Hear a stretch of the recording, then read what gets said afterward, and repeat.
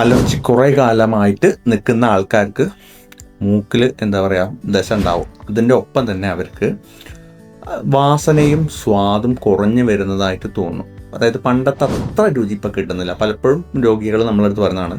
അപ്പോൾ അതിൻ്റെ കാരണങ്ങൾ നോക്കാം. നമുക്ക് ഈ ടേസ്റ്റും സ്മെല്ലൊക്കെ ഡിറ്റക്ട് ചെയ്യുന്ന ഓൾഫാക്ടറി നെർവ് ഉണ്ടല്ലോ. അപ്പോൾ അതിൻ്റെ മേലൊരു റിസപ്റ്റർ ഉണ്ട്, ഓൾഫാക്ടറി റിസപ്റ്റർ ഉണ്ട്.